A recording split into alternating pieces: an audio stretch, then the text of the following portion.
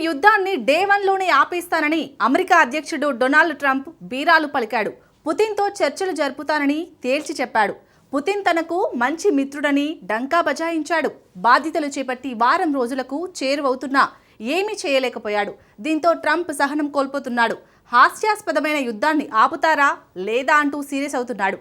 యుద్ధాన్ని ఆపకపోతే పన్నులు, సుంకాలు, ఆంక్షలు తప్పవంటూ పుతిన్కు వార్నింగ్ ఇస్తున్నాడు. అంతేకాదు యుద్ధాన్ని ఆపేందుకు ట్రంప్ మరో వ్యూహాన్ని కూడా తెరపైకి తెచ్చాడు. చమురు ధరలు తగ్గిస్తే యుద్ధం ఆగిపోతుందని ట్రంప్ చెబుతున్నాడు. నిజంగానే ఉక్రెయిన్ యుద్ధాన్ని ట్రంప్ ఆపగలడా? చమురు ధరలకు ఉక్రెయిన్ యుద్ధానికి లింక్ ఏంటి? పుతిన్ను ట్రంప్ బెదిరిస్తే యుద్ధాన్ని ఆపేస్తాడా? Watch the story. ట్రంప్ బెదిరింపులకు పుతిన్ భయపడతాడా? చమురు ధరలు యుద్ధాన్ని ఆపుతాయా? ఉక్రెయిన్ యుద్ధంపై ట్రంప్ స్ట్రాటజీ ఏంటి?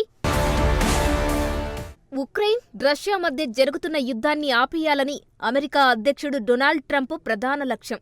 అమెరికా అధ్యక్ష ఎన్నికల ప్రచారానికి ముందు నుంచే ట్రంప్ యుద్ధాన్ని ఆపాల్సిందేనని నిత్యం నినాదించాడు. అధ్యక్షుడిగా బాధ్యతలు చేపట్టిన తొలి రోజే యుద్ధాన్ని ఆపేస్తానని బల్లగుద్ది మరీ చెప్పాడు. కానీ ట్రంప్ అధ్యక్షుడిగా బాధ్యతలు చేపట్టి వారం రోజులవుతుంది. కానీ ఉక్రెయిన్ యుద్ధం ఆగుతుందన్న సూచనలు కనిపించడం లేదు. దీంతో ట్రంప్ అసహనానికి గురవుతున్నాడు. వెంటనే యుద్ధాన్ని ఆపేయాలని ట్రంప్ కోరుతున్నాడు. ట్రంప్ తన లక్ష్యాన్ని సాధించేందుకు దేనికైనా సిద్ధపడతాడు. తాజాగా ట్రంప్ సోషల్ మీడియాలో ఓ పోస్ట్ చేశాడు. తాను రష్యాను ఇబ్బంది పెట్టాలని అనుకోవడం లేదని ట్రంప్ అందులో స్పష్టం చేశాడు. రష్యన్ అధ్యక్షుడు వ్లాదిమిర్ పుతిన్తో తనకు మంచి స్నేహం ఉందని వెల్లడించాడు. అంతేకాదు రెండో ప్రపంచ యుద్ధంలో రష్యా పాత్రను కూడా అమెరికా అధ్యక్షుడు గుర్తు చేశాడు. వాస్తవానికి సోవియట్ యూనియన్ను అమెరికన్లు ప్రశంసించడం అరుదు. కానీ ట్రంప్ మాత్రం మాస్కో చేసిన కృషిని ప్రశంసిస్తున్నాడు. ఆ పోస్టులో స్నేహం నేపథ్యాన్ని చెప్పిన అనంతరం అసలు విషయానికి వచ్చాడు ట్రంప్. తాను పుతిన్కు చాలా పెద్ద సాయం చేస్తున్నానని ట్రంప్ చెప్పుకొచ్చాడు. ఆ తర్వాత హాస్యాస్పదమైన యుద్ధాన్ని ఆపాలంటూ పుతిన్కి ట్రంప్ హెచ్చరించారు. ఇది ట్రంప్ సాహసోపేతమైన చర్యని చెప్పొచ్చు.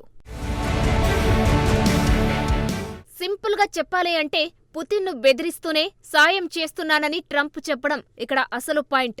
యుద్ధాన్ని సత్వరమే ఆపకపోతే తనకు మరో చాయిస్ లేదని ట్రంప్ చెబుతున్నాడు. రష్యా దాని మిత్ర దేశాలపై పన్నులు, సుంకాలు, ఆంక్షలు విధించక తప్పదని పుతిన్ను అమెరికా అధ్యక్షుడు హెచ్చరిస్తున్నాడు. ఆ పోస్టులో అమెరికన్ సంప్రదాయాన్ని ట్రంప్ పాటించాడు. యుద్ధాన్ని ఈజీగా ముగిద్దామా లేక కఠిన ముగింపును ఎంచుకుందామా తేల్చుకోవాలని పుతిన్కే ఆప్షన్ వదిలేశాడు. నిజానికి ఇది హాలీవుడ్ సినిమా డైలాగ్. అంతర్జాతీయ దౌత్యానికి అమెరికా హాలీవుడ్ దౌత్యాన్ని ఎంచుకుంటోంది. వ్లాదిమిర్ పుతిన్పై ఒత్తిడి పెంచడానికి అమెరికాలోనే పాపులర్ సినిమా డైలాగును ట్రంప్ వాడుకున్నాడు. అయితే ట్రంప్ డైలాగ్ మాత్రం రష్యన్లను ఆకట్టుకోలేదు. ట్రంప్ బెదిరింపులు తమను అవమానించడమేనని కొందరు రష్యన్ రాజకీయ నాయకులు, జాతీయవాదులు విమర్శిస్తున్నారు.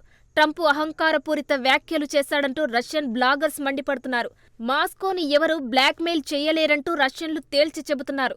ట్రంప్ వ్యాఖ్యలపై పుతిన్ మద్దతుదారుల స్పందన ఇది. కానీ ట్రంప్ బెదిరింపులను రష్యన్ అధ్యక్షుడు పుతిన్ సీరియస్గా తీసుకున్నట్టు కనిపించడం లేదు. ట్రంప్ హెచ్చరికలను లైట్ తీసుకున్నట్టుంది. ట్రంప్ వార్నింగ్స్లో కొత్తదనం ఏదీ లేదని క్రెమ్లిన్ చెప్పింది. ట్రంప్ అమెరికా అధ్యక్షుడని, అందరికంటే ఎక్కువ ఆంక్షలను ఇష్టపడే వ్యక్తిని వివరించింది. ట్రంప్కు ఆంక్షలంటే చాలా ఇష్టమని కూడా క్రెమ్లిన్ విమర్శించింది. ఫస్ట్ టర్మ్లో కూడా ట్రంప్ ఆంక్షలను ఇష్టపడాడని గుర్తు చేసింది. అమెరికా అధ్యక్షుడి వ్యాఖ్యలను గమనిస్తున్నామని క్రెమ్లిన్ స్పష్టం చేసింది. దీన్ని బట్టి చూస్తే ట్రంప్ తీరుపై తాజా పరిణామాలపై రష్యా జాగ్రత్తగా ఉందన్నమాట. అయితే ఉక్రెయిన్ సంగతి ఏంటి? యుద్ధంలో బాధిత దేశం ఉక్రెయినే. నిజం చెప్పాలి అంటే పుతిన్కి ట్రంప్ వార్నింగ్స్ ఇవ్వడం ఉక్రెయిన్కు ఆనందంగా ఉంది. పుతిన్కు ట్రంప్ స్ట్రాంగ్ మెసేజ్ పంపారని ఉక్రెయిన్ విదేశాంగ మంత్రి ఆండ్రీ సైబీహా చెప్పారు. రష్యాపై మరింత ఒత్తిడి చేయాల్సి అవసరం ఉందన్నారు. రష్యాను చర్చలకు బలవంతంగానైనా ఒప్పించాలని సైబీహా కోరాడు. తమకు అమెరికా నాయకత్వం అవసరమని ఉక్రెయిన్ విదేశాంగ మంత్రి స్పష్టం చేశాడు. దావోస్లో జరిగిన సదస్సులో ఉక్రెయిన్ మంత్రి ప్రశంసించాడు. స్విట్జర్లాండ్లోని వరల్డ్ ఎకనామిక్ ఫోరంకు దావోస్ ఆతిథ్యమిస్తోంది. WEF సమావేశాలు కొనసాగుతున్నాయి. అక్కడ కూడా ట్రంప్ ప్రసంగించారు. ఉక్రెయిన్ యుద్ధాన్ని ముగించేందుకు పరిష్కారాన్ని ట్రంప్ ప్రతిపాదించాడు. సౌదీ అరేబియా, ఓపెక్ దేశాలు చమురు ధరలను తగ్గించాలని అమెరికా అధ్యక్షుడు కోరారు. చమురు ధరలు తగ్గితే ఉక్రెయిన్, రష్యా యుద్ధం తగ్గుతుందని ట్రంప్ తేల్చి చెప్పారు. ప్రస్తుతం క్రూడ్ ఆయిల్ ధరలు భారీగా ఉన్నాయని, అందుకే యుద్ధం కొనసాగుతుందని ట్రంప్ చెబుతున్నారు. చమురు ధరలను తగ్గించి యుద్ధాన్ని ముగించాలని ట్రంప్ సూచిస్తున్నాడు. ఇక్కడ ఓపెక్ అంటే organisation of the petroleum exporting countries. సింపుల్గా చెప్పాలి అంటే చమురు దేశాల కూటమి.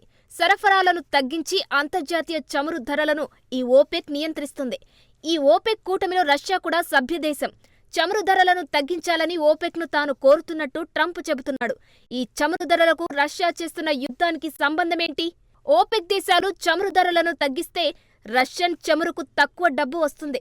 దీంతో ఆ దేశ ఆర్థిక వ్యవస్థ ఇబ్బందులకు గురవుతుంది. దీంతో ఉక్రెయిన్ యుద్ధాన్ని ఆపేయాలని మాస్కోపై ఒత్తిడి తేవొచ్చన్నది ట్రంప్ ఎత్తుగడ. ఇదేమీ కొత్త ఆలోచన కాదు. ట్రంప్ కంటే ముందున్న అమెరికా అధ్యక్షుడు బైడెన్ కూడా చమురు ధరలను తగ్గించాలని ఓపెక్ను కోరాడు. ఈ నేపథ్యంలోనే సౌదీ అరేబియాలో బైడెన్ పర్యటించాడు. సౌదీ యువరాజు మహమ్మద్ బిన్ సల్మాన్తో సమావేశమయ్యాడు. అప్పట్లో బైడెన్, సల్మాన్ ఫిస్ట్ బంప్ అభివాదం చేసుకున్నారు. దీనిపై అప్పట్లో జోరుగా చర్చ జరిగింది.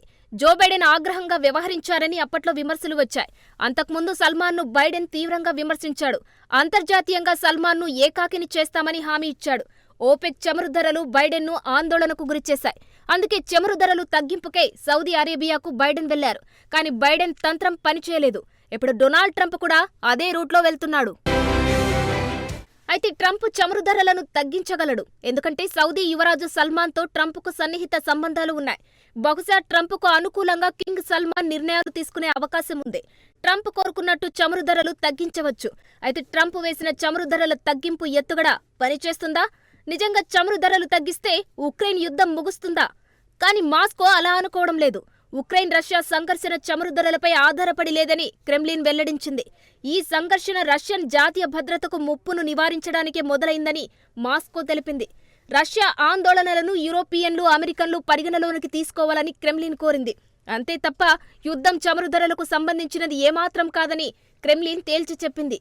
యుద్ధంపై చమురు ధరలు ఎలాంటి ప్రభావం చూపవని మాస్కో స్పష్టంగా చెబుతుంది. ట్రంప్తో చర్చలకు పుతిన్ సిద్ధంగా ఉన్నాడని వెల్లడించింది. అందుకోసం రష్యా వేచి చూస్తోంది. ట్రంప్ సైతం పుతిన్తో నేరుగా చర్చించాలని కోరుకుంటున్నాడు. వెంటనే నేరుగా కలవాలని ట్రంప్ యోచిస్తున్నాడు. ప్రస్తుతం వ్లాదిమిర్ పుతిన్పై ట్రంప్ ఒత్తిడిని పెంచుతున్నాడు. యుద్ధాన్ని విరమించేలా ఒప్పందం కుదుర్చుకోవడానికి ట్రంప్ సిద్ధంగా ఉన్నాడు. నిజానికి ఇరువురు అగ్రదేశాల నేతలు కలిసే అవకాశం ఉన్నట్టు అనిపిస్తుంది. ఒకవేళ అదే జరిగితే ట్రంప్కు కీలకమైన దౌత్య విజయంగా నిలుస్తుంది. అయితే ట్రంప్ తన చేతివాటాన్ని అతిగా ప్రదర్శించకుండా జాగ్రత్తగా ఉండాలి. మాస్కోపై ఒత్తిడిని పెంచి ఓ మూలకు నెట్టాలనుకోవడం సరైన ఆలోచన కాకపోవచ్చు. అది పుతిన్ను దూరం చేసే శాంతి చర్చలను అడ్డుకునే అవకాశం ఉంది. సో ఇప్పుడు ట్రంప్ ఏం చేస్తారు, ఎలా చేస్తారన్న దానిపై ఉక్రెయిన్ యుద్ధం ముగింపు ఆధారపడి ఉంది.